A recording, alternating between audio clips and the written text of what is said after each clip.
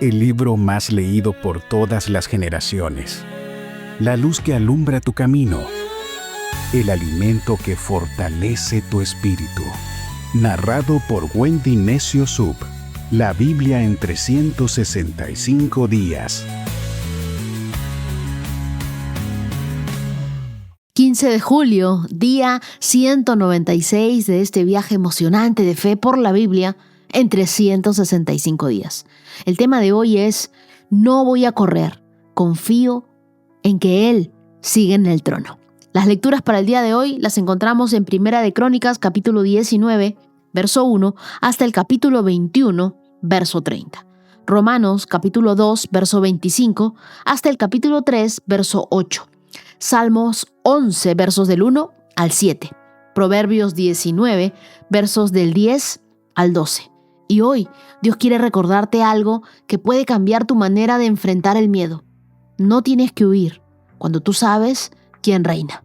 En el Salmo 11, David recibe el consejo de escapar, de buscar refugio en las montañas, de abandonar el campo de batalla, pero su respuesta fue firme: en el Señor confío. ¿Por qué habría de huir? Y esa es la pregunta que quiero que nos hagamos el día de hoy. ¿Por qué correr si Dios sigue en el trono? Las lecturas de hoy nos llevan por campos de batallas reales y de batallas espirituales. Vemos a David enfrentando malos entendidos, guerras y su propio orgullo. Luego nos vamos a Romanos, donde Pablo desmantela las apariencias religiosas para mostrarnos que lo que Dios mira no es lo externo, sino un corazón transformado. Y en Proverbios aprendemos que la sabiduría no reacciona, espera, no se exalta, se forma. Y para comenzar este episodio, quiero compartirte un testimonio que literalmente desafía un diagnóstico humano. Es sobre Sofía Gallego, desde Soacha, Colombia. En diciembre del 2022, la abuela de Sofía sufrió un accidente gravísimo. Una motocicleta la atropelló y el impacto fue tan fuerte que se fracturó el cráneo en 4 partes. Durante el traslado, sufrió un preinfarto y ya en el hospital, un infarto cerebral. Le practicaron una traqueotomía y los médicos dijeron que su recuperación era prácticamente imposible. Estuvo 17 días en coma, pero en ese valle tan oscuro, la fe se volvió su refugio, la oración su respiración más profunda, y contra todo pronóstico, su abuela empezó a reaccionar. Salió del hospital, comenzó terapias, volvió a caminar y hoy es un testimonio vivo de la fidelidad de Dios. Sofía nos escribió y nos dice: Dios no solo escucha, Dios responde. Y eso es exactamente lo que quiero que guardes en tu espíritu el día de hoy. Dios es tu guardador, Dios es tu protector, Dios está contigo. Y con Dios lo imposible comienza a retroceder. Acompáñame en una oración. Señor, en medio de las amenazas, de los juicios, de las crisis y de los errores que me persiguen, hoy elijo no correr. Mi refugio no está en las montañas, no está en mi trabajo, está en tu trono. Enséñame a discernir, enséñame a esperar en tu tiempo, enséñame a no rendirme, a confiar en ti, Señor, a tener más fe.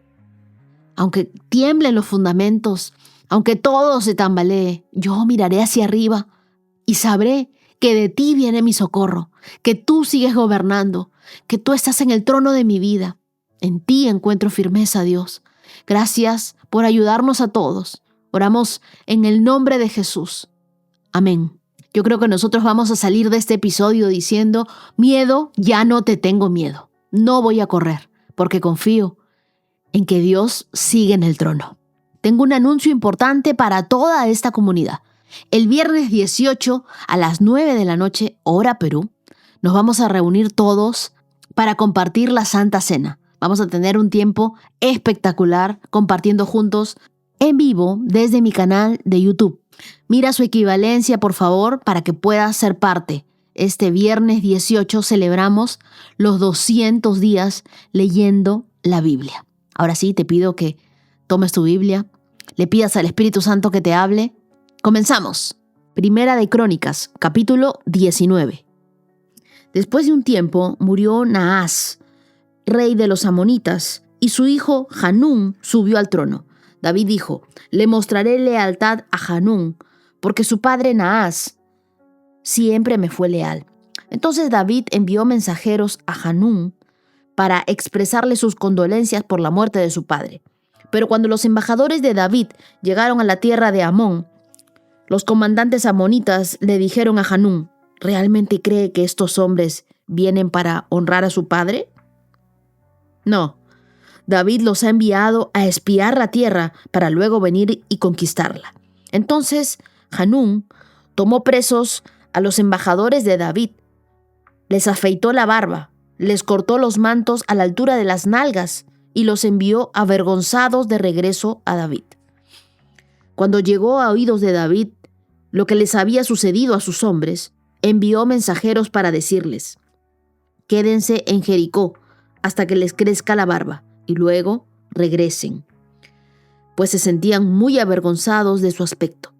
Cuando el pueblo de Amón se dio cuenta de qué tan seriamente había provocado el enojo de David, Hanún y los amonitas enviaron 34 toneladas de plata para contratar carros de guerra y sus conductores de Araharaim, de Aram, Maaca y de Soba. También contrataron 32,000 carros de guerra y lograron el apoyo del rey de Maaca y su ejército. Estas fuerzas acamparon en Medeba, donde se les unieron las tropas amonitas que Hanún había reclutado en sus propias ciudades. Cuando David se enteró, envió a Joab con todos sus guerreros a pelear contra ellos. Las tropas amonitas se pusieron en pie de guerra a la entrada de la ciudad, mientras los otros reyes tomaron posiciones para pelear a campo abierto. Cuando Joab vio que tendría que luchar tanto por el frente como por la retaguardia, envió algunas de las tropas selectas israelitas y las puso bajo su propio mando para luchar contra los arameos a campo abierto. Dejó al resto del ejército bajo el mando de su hermano Abisaí, quien atacaría a los amonitas. Si los arameos son demasiado fuertes para mí, entonces ven en mi ayuda, le dijo a Joab, a su hermano. Si los amonitas son demasiado fuertes para ti, te ayudaré. Sé valiente. Luchemos con valor por nuestro pueblo y por las ciudades de nuestro Dios, y que se haga la voluntad del Señor. Cuando Joab y sus tropas atacaron, los arameos comenzaron a huir. Al ver que los arameos corrían, los amonitas también huyeron de Abisaí y retrocedieron a la ciudad. Así que Joab regresó a Jerusalén. Al darse cuenta los arameos de que no podían contra Israel, enviaron mensajeros para pedir tropas adicionales arameas del otro lado del río Éufrates. Estas tropas estaban bajo el mando de Sobac, el comandante de las fuerzas de Hadad Aser. Cuando David oyó lo que sucedía, movilizó a todo Israel, cruzó el río Jordán y puso a sus hombres en formación de batalla.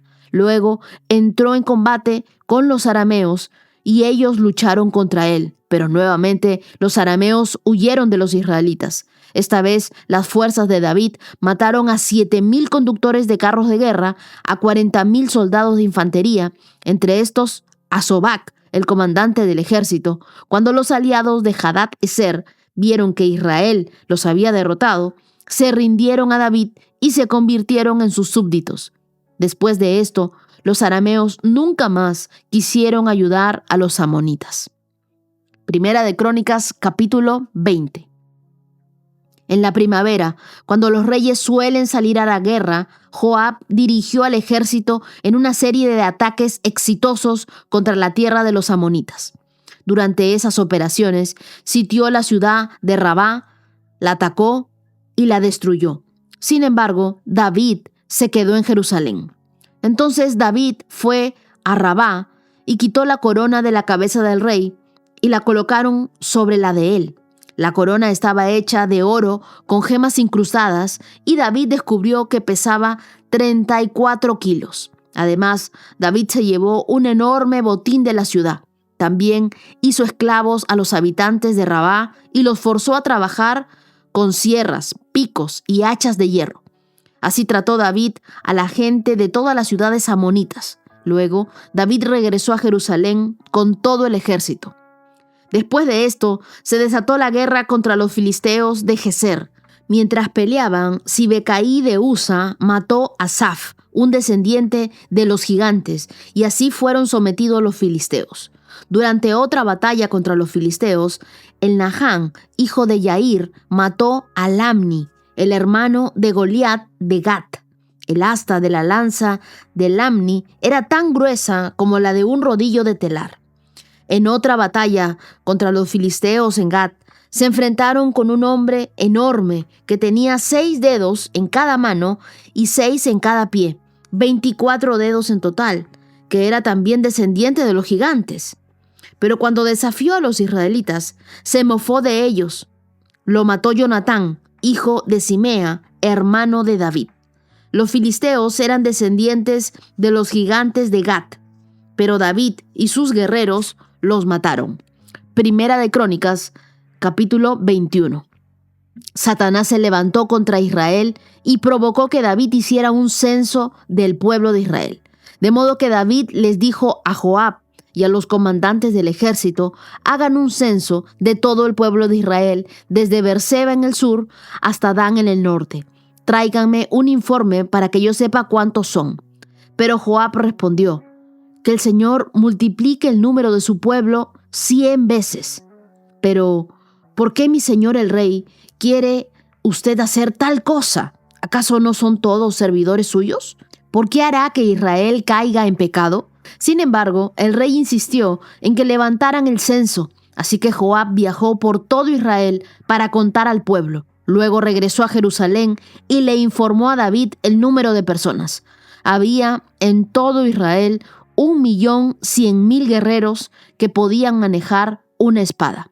470.000 en Judá, pero Joab no incluyó a las tribus de Leví y Benjamín en el censo, porque estaba muy afligido por lo que el rey le había ordenado hacer. Dios se disgustó mucho por el censo y castigó a Israel por haberlo levantado. Entonces David le dijo a Dios: he pecado grandemente al haber hecho el censo. Te ruego que perdones mi culpa por haber cometido esta tontería. Entonces el Señor le habló a Gat, el vidente de David, y le dio este mensaje: ve y dile a David, esto dice el Señor, te doy 3 opciones, escoge uno de estos castigos y yo te lo impondré. De modo que Gad fue a ver a David y le dijo: estas son las opciones que el Señor te da. Puedes elegir entre 3 años de hambre, 3 meses de destrucción a espada de tus enemigos, o 3 días de una terrible plaga, durante la cual el ángel del Señor traerá devastación por toda la tierra de Israel. Decide y dime qué respuesta debo darle al Señor, quien me envió. Estoy en una situación desesperada, le respondió David a Gad. Mejor que caiga yo en las manos del Señor, porque su misericordia es muy grande, y que no caiga yo en manos humanas. Por lo tanto, el Señor mandó una plaga sobre Israel, y como consecuencia murieron 70,000 personas. Además, Dios envió un ángel para destruir a Jerusalén. Sin embargo, en el momento que el ángel se disponía a destruirla, el Señor desistió y le dijo al ángel de la muerte: detente, ya es suficiente.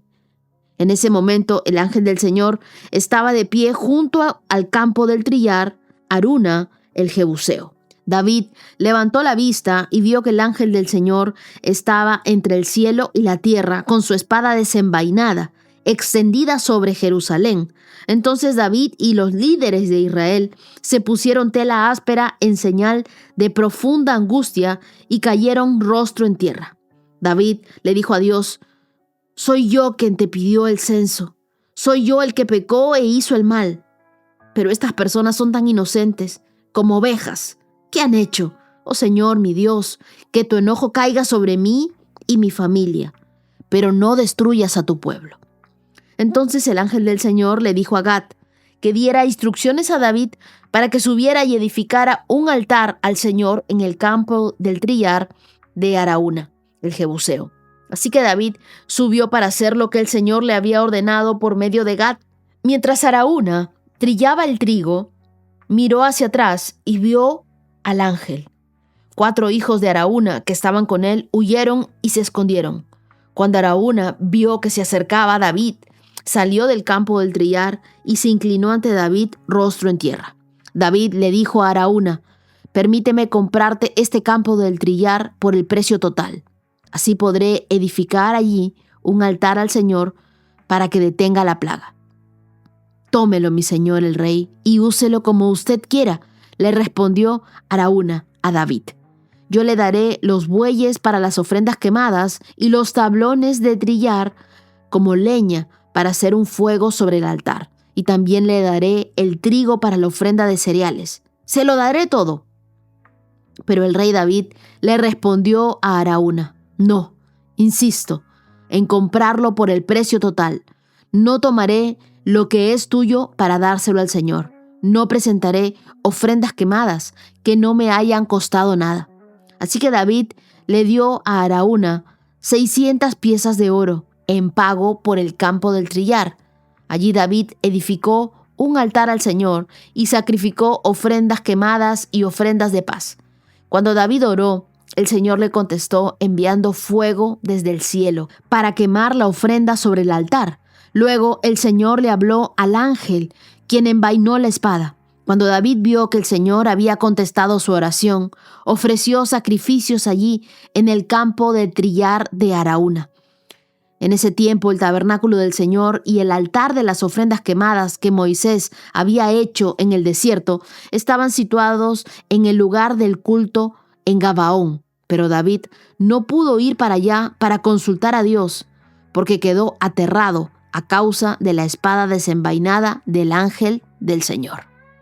En este pasaje de Crónicas, estos capítulos que hemos leído, vemos a David en 3 momentos cruciales. Una victoria malinterpretada, una batalla que no se gana con fuerza y un censo que revela el verdadero peligro del orgullo.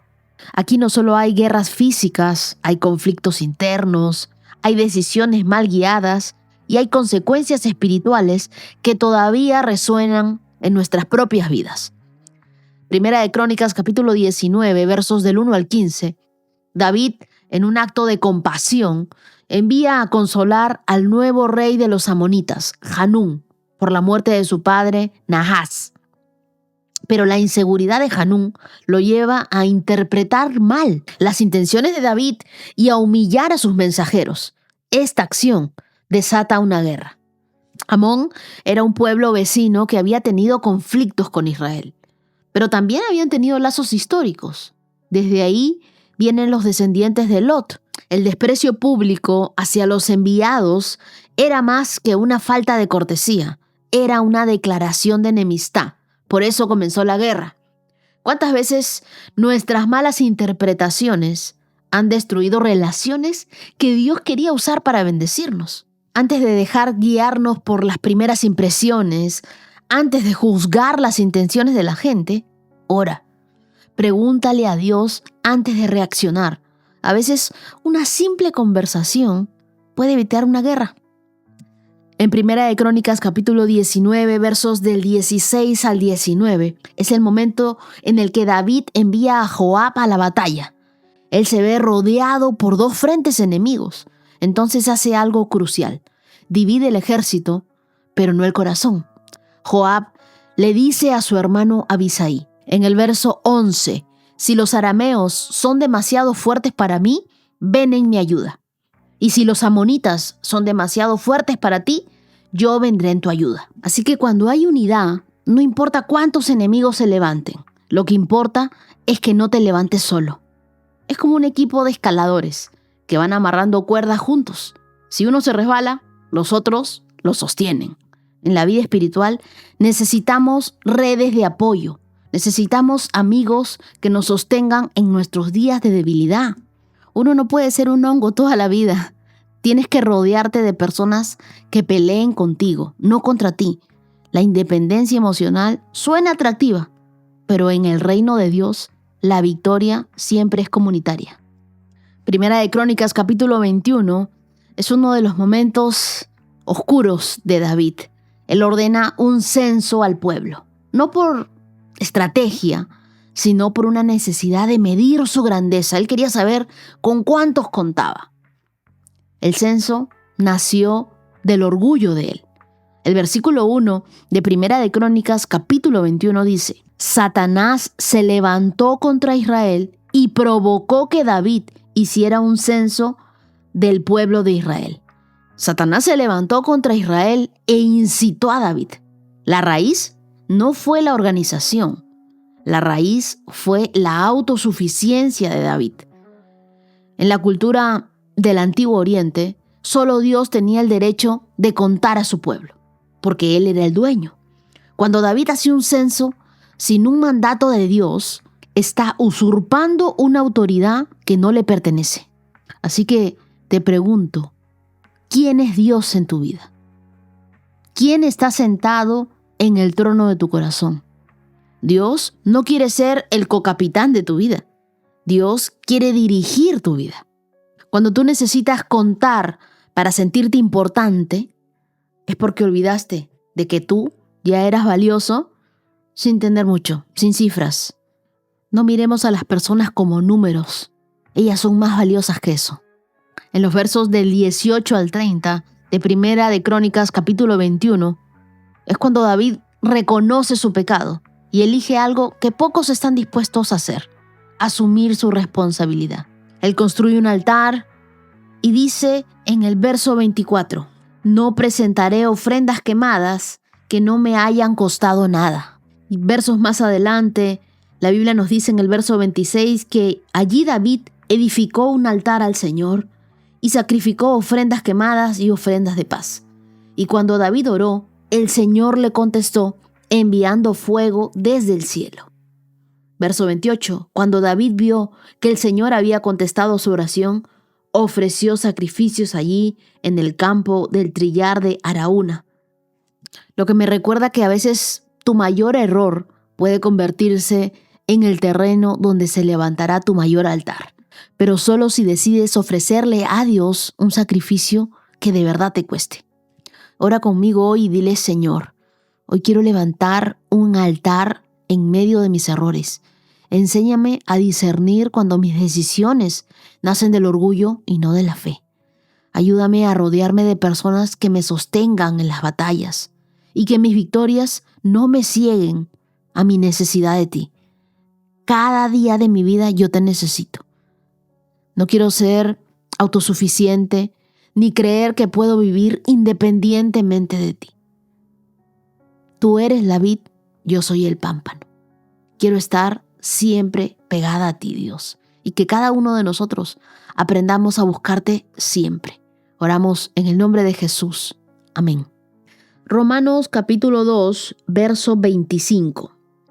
La ceremonia judía de la circuncisión solo tiene valor si obedeces la ley de Dios, pero si no obedeces la ley de Dios, no estás en mejor condición que un gentil incircunciso. Y si los gentiles obedecen la ley de Dios, ¿acaso Él no los considerará su propio pueblo? De hecho, los gentiles incircuncisos que cumplen la ley de Dios los condenarán a ustedes, judíos, que están circuncidados y tienen la ley de Dios, pero no la obedecen. Pues no se es un verdadero judío solo por haber nacido de padres judíos, ni por haber pasado por la ceremonia de la circuncisión. No, un verdadero judío es aquel que tiene el corazón recto a los ojos de Dios. La verdadera circuncisión no existe meramente en obedecer la letra de la ley, sino que es un cambio en el corazón, producido por el Espíritu. Y una persona con un corazón transformado busca la aprobación de Dios, no de la gente. Romanos capítulo 3. Entonces, ¿cuál es la ventaja de ser judío? ¿Tiene algún valor la ceremonia de la circuncisión? Claro que sí, tiene muchos beneficios. En primer lugar, a los judíos se les confió toda la revelación de Dios. Es cierto, algunos de ellos fueron infieles, pero ¿acaso eso significa que porque ellos fueron infieles, Dios también será infiel? Por supuesto que no. Aun cuando todos los demás sean mentirosos, Dios es veraz. Como dicen las Escrituras acerca de Él, quedará demostrado que tienes razón en lo que dices y ganarás tu caso en los tribunales. Sin embargo, algunos podrían decir, nuestro pecado cumple un buen propósito porque muestra a otros lo justo que es Dios. ¿No es injusto entonces que Dios nos castigue?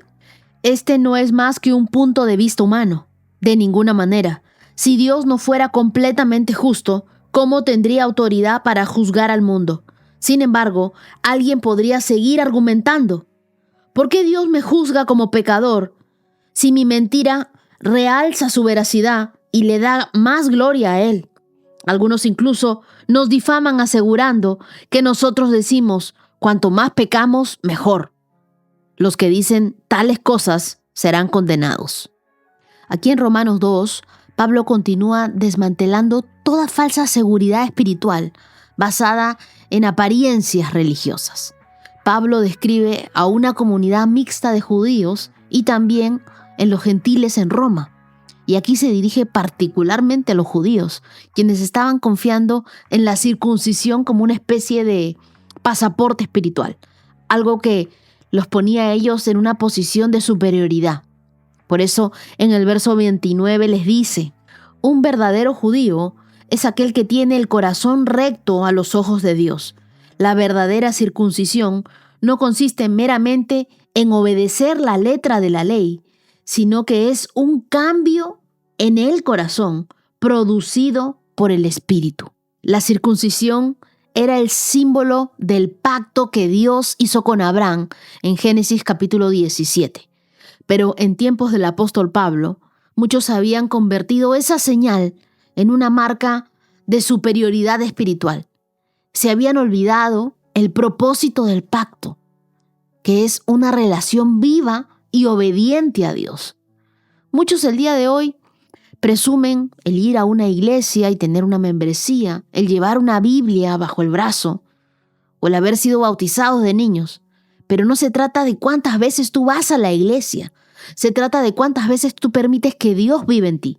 Muchas personas casadas pueden tener un anillo en el dedo, pero eso no hace a nadie fiel. Lo que define un pacto es el compromiso, no el símbolo. Tú puedes tener la Biblia de fondo de pantalla y no tenerla impresa en tu corazón. Y me gustó mucho la última parte del verso que dice, y una persona con un corazón transformado busca la aprobación de Dios, no de la gente. Entonces aquí podemos hacernos un autoexamen. Si nuestro corazón está siendo transformado verdaderamente por Dios, entonces me deja de importar lo que piense la gente, cómo me apruebe la gente, si le caigo bien a la gente.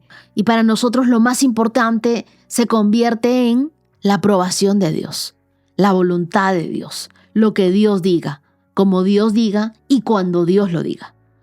Y en Romanos 3, Pablo responde con mucha fuerza y dice, es cierto que algunos de ellos fueron infieles, pero ¿acaso eso significa que porque ellos fueron infieles, Dios también será infiel? Por supuesto que no. Aun cuando todos los demás sean mentirosos, Dios es veraz. Nuestra inconsistencia no desconcierta a Dios, porque su fidelidad no depende de nuestra conducta, de nuestro buen comportamiento, sino de su carácter. Tal vez alguien te falló, o tal vez tú fallaste, pero Dios sigue siendo fiel. Él no cancela sus promesas por nuestras caídas, pero tampoco las acelera por nuestras apariencias. Él es justo y a la vez profundamente paciente. Y en los versos del 5 al 8, Pablo responde a una lógica torcida que algunos usaban. Si mi pecado resalta la bondad de Dios, entonces, ¿por qué soy juzgado? Lo que debemos saber es que la gracia no es una excusa para seguir igual. Es la fuerza sobrenatural para cambiar. Dios está en busca de hijos que se dejen transformar aunque nadie los vea. Ora conmigo hoy y dile, Señor, examina mi corazón. Quítame todo orgullo religioso, toda falsa seguridad y muéstrame lo que tú ves cuando me miras por dentro. Yo no quiero parecer una discípula tuya. Yo quiero vivir como alguien que está siendo transformada por el Espíritu Santo. Yo no quiero conocerte de oídas Yo quiero que tú me hables y te reveles a mí cada día. Te lo pedimos, Dios, en el nombre de Jesús. Amén. Salmo 11. Yo confío en la protección del Señor. Así que, ¿por qué me dicen, vuela como un ave a las montañas para ponerte a salvo? Los malvados ponen las cuerdas a sus arcos y acomodan sus flechas sobre las cuerdas. Disparan desde las sombras contra los de corazón recto. Cuando los fundamentos de la ley y del orden se desmoronan, ¿qué pueden hacer los justos? Pero el Señor está en su santo templo. El Señor aún gobierna desde el cielo, observa a cada uno y examina a cada persona sobre la tierra. El Señor examina tanto a los justos como a los malvados y aborrece a los que aman la violencia. Hará llover carbones encendidos y azufre ardiente sobre los malvados, y los castigará con vientos abrasadores. Pues el Señor es justo y ama la justicia. Los íntegros verán su rostro. David está enfrentando una amenaza real. Algunos creen que este salmo fue escrito cuando huía de Saúl. Otros dicen que enfrentaba la rebelión de Absalón. Cualquiera haya sido el caso, hay un clamor. Los justos están siendo perseguidos. Los fundamentos de la sociedad tambalean. Y el consejo que recibe es, huye. Pero David responde con algo que en estos tiempos suena radical. En el Señor confío. No voy a correr. Cuando el temor te aconseja huir, manda a tu fe a responderle. La fe no es la ausencia del miedo, es la decisión de no rendirte ante él. En el verso 1, él dice, ¿por qué me dicen vuela como un ave a las montañas? En los tiempos de guerra, los montes eran considerados refugios naturales, cuevas, fortalezas altas. Pero David revela algo mayor. La seguridad no se encuentra en la geografía. La seguridad se encuentra en la presencia de Dios. Y el verso 3 dice, cuando los fundamentos de la ley y el orden se desmoronan, ¿qué pueden hacer los justos? Esta es una pregunta que muchos se hacen el día de hoy. Cuando lo que era normal ya no es moral. Cuando el bien se le llama mal. ¿Qué hacemos ahí? Tú no necesitas una estabilidad externa para tener una firmeza interna. La fe no florece en el control. La fe florece en la convicción. Recuerda Hebreos capítulo 11, verso 1. La fe es la certeza de lo que se espera y la convicción de aquello que no se ve. El miedo no es un buen consejero. No tomes decisiones impulsivas basadas en el miedo. Primero pregúntate, ¿esto me acerca a Dios o me aleja del campo de batalla donde Él me quiere? El verso 4 dice, pero el Señor está en su santo templo. El Señor aún gobierna desde el cielo, observa a cada uno y examina a cada persona sobre la tierra. Dios sigue estando en su trono. Mientras todo tiembla aquí abajo, arriba, todo sigue bajo control. Nuestro Dios nunca se levanta ansioso al ver las noticias. Él gobierna desde su calma, desde su trono. No sé cuántos de ustedes en algún momento han estado en un avión en turbulencia. En esas turbulencias que sientes como si estuvieras en una montaña rusa, que el avión va cayendo y tú sientes un vacío ahí en la boca de tu estómago. Normalmente uno comienza a entrar en pánico, ¿no? Nos comenzamos a mirar unos a otros. A mí me ha pasado en el último vuelo que tuve a Uruguay. Yo dije, ya, acá me voy, porque sentía que el avión no solamente tambaleaba, sino era una turbulencia fuerte y sentía los rayos, la tormenta. Dije, Dios mío, Dios mío. Y en ese momento todos nos comenzamos a mirar, nos agarramos fuerte de cada una de las barandas de los asientos, hasta que se escucha una voz.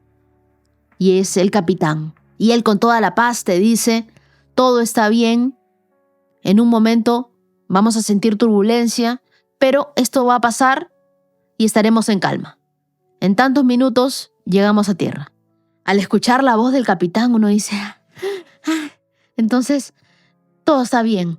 Yo también puedo estar en tranquilidad, porque escuchamos la voz. Ahora, yo te pregunto, en las turbulencias de la vida, en nuestro día a día, cuando todo tambalea, cuando uno siente un temblor, ¿a quién escuchamos? Si tú escuchas la voz de Dios, vas a tener paz. Y tú dices, pero me está pasando de todo. Y continúo teniendo paz, porque estás escuchando la voz correcta. Estás escuchando la voz de Dios. Y si Dios está en paz, y si Dios te da de su paz, tú también puedes estar en paz en este viaje de la vida. Versos 5 y 6, la Biblia nos dice que Dios examina y también juzga. Es decir, Él va observando, examina, recompensa y juzga. Los impíos no se salen con la suya. El juicio viene. David lo describe con imágenes de fuego, de azufre, de viento abrasador. Y esto era un eco del juicio sobre Sodoma y Gomorra de Génesis 19. Lo que quiero decirte es que Dios no ignora el mal.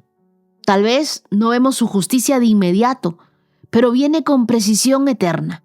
Nuestra tarea no es ejecutar la justicia de Dios en esta tierra, es permanecer justos. El Salmo termina en el verso 7 diciendo, pues el Señor es justo y ama la justicia. Los íntegros verán su rostro. Así que el verso cierra con esperanza. Los justos no solo sobreviven, tienen acceso a la presencia misma de Dios. Podrán ver su rostro, dice. Esa es una expresión de intimidad, de favor, de cercanía. En la cultura hebrea, ver el rostro del rey significaba ser aprobado, ser bienvenido.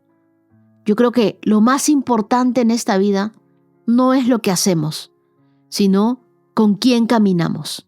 Caminemos con Dios todos los días de nuestra vida. Filtra los consejos que recibes en tiempos difíciles. Si te llevan a huir en lugar de confiar, no vienen de Dios. No te enfoques en los que hacen el mal. Ocúpate en ser justo, en vivir una vida íntegra, porque la Biblia dice que los íntegros verán su rostro. Ora conmigo hoy y dile: Dios, cuando todo a mi alrededor parezca desmoronarse, recuérdame que tú sigues en el trono. Yo no quiero vivir a la defensiva, ni quiero huir del llamado que tú me has dado. Quiero permanecer firme, caminar en integridad y vivir con la certeza de que un día veremos tu rostro. En ti confiamos, Dios. Oramos en el nombre de Jesús. Amén. Proverbios 19, verso 10. No es correcto que un necio viva rodeado de lujos, ni que un esclavo gobierne sobre príncipes. Las personas sensatas no pierden los estribos, se ganan el respeto pasando por alto las ofensas. El enojo del rey es como un rugido del león, pero su favor es como el rocío sobre el pasto. Podríamos pensar que estos 3 proverbios parecen desconectados, pero en realidad forman una advertencia poderosa para quienes buscan liderar, prosperar y responder bien a la autoridad. Nos enfrentan a 3 preguntas claves. ¿Qué valoras? ¿Cómo respondes? ¿Y a quién honras? El verso 10 nos dice que no es correcto que un necio viva rodeado de lujos. En la cultura antigua, en el Medio Oriente, el honor y la sabiduría estaban ligados al liderazgo. Así que ver a un necio en una posición de poder era algo escandaloso, era algo perturbador. Y aquí Salomón señala que no se trata solo de posición, sino de preparación. No es malo tener influencia. Lo peligroso es no tener el carácter para sostenerla. Es como darle el volante de un Ferrari a alguien que no sabe manejar. El lujo sin madurez es un accidente anunciado. Así también, la bendición sin sabiduría destruye más de lo que edifica. Antes de orar para que Dios te promocione, ora para que Dios te transforme. Y el verso 11 dice: las personas sensatas no pierden los estribos, se ganan el respeto pasando por alto las ofensas. Es decir, las personas sabias llegan a tener paciencia. Aquí encontramos una joya del carácter, la paciencia como evidencia de sabiduría. No se trata de pasividad, sino de autocontrol, de no perder los estribos. El sabio entiende que no todo merece una reacción. Mira, hay gente que siempre va a buscarte para pelear, que no te encuentren, por favor. Que tu capacidad de no reaccionar sea tu mayor poder espiritual. Cuando tú estés ofendido, haz una pausa de 24 horas. Escribe tu enojo, pero no lo publiques. Ora. Deja que el Espíritu Santo sane tus emociones antes de que tu boca las publique. Y el verso 12 dice, el enojo del rey es como el rugido del león, pero su favor es como el rocío sobre el pasto. En los tiempos de Salomón, el rey tenía poder absoluto. Una palabra suya podía significar vida o muerte. Esta imagen nos habla de respeto, de prudencia y también de sabiduría al tratar con quienes tienen autoridad. Hoy esta verdad aplica a cómo nos acercamos a Dios. Él es el Rey. Su voz puede romper cadenas o también puede confrontar nuestros caminos. Pero también su favor puede refrescar nuestras vidas como ese rocío sobre la tierra. Ora conmigo hoy y dile, Señor, dame sabiduría para esperar antes de reaccionar. Dame carácter para no buscar lo que todavía no estoy lista para cargar. Dame humildad para honrar a quienes has puesto en autoridad.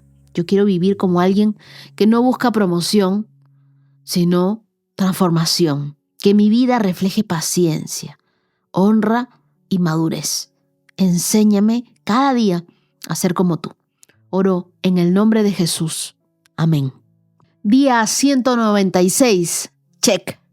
Y antes de empezar con los saludos de cumpleaños, quiero comentarles algo. No es que yo sea seca al responder, pero mientras que voy memorizando el saludo, el nombre, la fecha y anotándolo por separado, a veces se me van los detalles, se me pierde la fecha y lo máximo que puedo responderles o ponerles es ok o anotado. Y luego regreso a revisar dónde más me han escrito. Así que quiero darles gracias a todos por su paciencia. Y también les agradecería muchísimo que puedan escribirme y que la primera línea del mensaje empiece identificando el motivo. Cumpleaños, testimonio, aniversario, oración o simplemente te cuento. Eso me ayudaría un montón. Ahora sí, gracias por ayudarme con este orden. Y todos queremos celebrar a los que hoy, 15 de julio, están cumpliendo años. Feliz cumpleaños para Alejandro Zurita, hasta Barcelona, España. Que Dios te bendiga grandemente. Feliz cumpleaños para Victoria Eugenia Gómez, que hoy cumple 57 años. Que Dios te regale la sanidad que estás esperando. Este saludo va con mucho amor de parte de tu hija Lorena desde Bogotá, Colombia. Saludos a Sonia Gamboa. Un abrazo de parte de tu hija Jenny Jara desde Costa Rica. Feliz cumpleaños a Henry Castillo. Feliz vida desde Bogotá, Colombia. Que encuentres siempre en Dios nuevas fuerzas. Un feliz 19 aniversario de matrimonio a Jorge Luis Solís y Angie Brenes desde Costa Rica. Que el Señor siga siendo el centro de su hogar. Feliz cumpleaños a mi querida Diana Martínez, que hoy está cumpliendo 43 años. Que Dios te sorprenda con su amor. Feliz cumpleaños también para Janet Biesaga desde Santa Cruz. Que este año el Señor te colme de salud, de alegrías y te siga utilizando con poder en el ministerio. Te envían este mensaje con cariño Erika y Gaby. Feliz cumpleaños para Nailín Sarit Castro de la Rosa desde Bucaramanga. Que Dios te bendiga con salud, con alegría y con un corazón que siempre busque la presencia de Dios. Feliz cumpleaños a Lía Mariet desde Detroit. Tu abuelita desde Venezuela te manda un gran abrazo y dice que eres un tesoro que Dios le regaló. Feliz cumpleaños. Feliz cumpleaños también para Rosario Sánchez, que celebra 29 años de amor junto a su esposo Percy. Que el Señor siga fortaleciendo su matrimonio y gracias por ser parte de esta comunidad. Los recuerdo con mucho cariño. Feliz cumpleaños a Génesis Paola desde Venezuela. Tu hermana desde Chile sueña con celebrar contigo el próximo año y me dice que te ama y te extraña muchísimo y ora por ese encuentro. Feliz cumpleaños a Gisela, una chilena en Nueva Zelanda. Saludos de parte de tu esposo Javier, que te ama muchísimo. Feliz cumpleaños a Yamile Gutiérrez. Te dedico el Salmo 71, versos del 6 al 8. Que tu boca esté llena de su alabanza todo este año. Encontrarás muchos motivos para agradecer. Feliz cumpleaños a Geraldine Sánchez, una colombiana viviendo en Sevilla, España. Que Dios te bendiga en esta nueva etapa de vida y que sientas como la presencia de Dios siempre está contigo. Mi querida Sandra tiene un regalo muy especial para ti que ya lo conocerás. Feliz cumpleaños a Nurbis Núñez, una venezolana en Chile. Que el Señor te regale dirección, sabiduría y muchas razones para seguir devolviendo el amor que Él ha derramado en tu vida. Feliz cumpleaños a Elmer Lava desde Lima, Perú. Hoy celebramos tus 54 años. Tu esposa Carmen nos contó que se conocieron en la iglesia cuando tenías 23 años y desde entonces han compartido 31 años juntos. Que el Señor siga fortaleciendo tu vida, tu familia y tu caminar con Él. Feliz cumpleaños también para María, una futura mamá. Yo sé que Dios está obrando en esta nueva etapa. Feliz vida para Claribel Marrero, que hoy cumple 30 años desde República Dominicana. Celebra a lo grande. Feliz cumpleaños para Rosana Carvajal Espitia desde Córdoba, Colombia. Ella también es una futura mamá que está disfrutando de esta respuesta de Dios. Y un saludo muy especial hasta Neiva, Colombia, para la señora Abigail Lozada. Me emociona saber que escucha este podcast 2 o 3 veces al día. Abigail, oro por tu salud, por tu fuerza y por esa fe firme que has mantenido. También envío un saludo muy especial a tu nieta en Bogotá, que hace el reto contigo. ¡Qué ejemplo tan hermoso!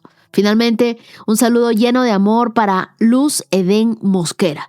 Tu hija Katherine me escribió con tanto cariño para decirte: Ma, te amo, gracias por tu amor, tu dedicación y tu entrega. Tú eres una bendición en mi vida. Recordemos que este reto no se trata solo de leer la Biblia, sino de vivir con propósito, de dejar que Dios nos transforme verso a verso, día tras día. Nos encontramos el día de mañana. Dios los bendiga. 365 con Dios, con Wendy Necio Sub.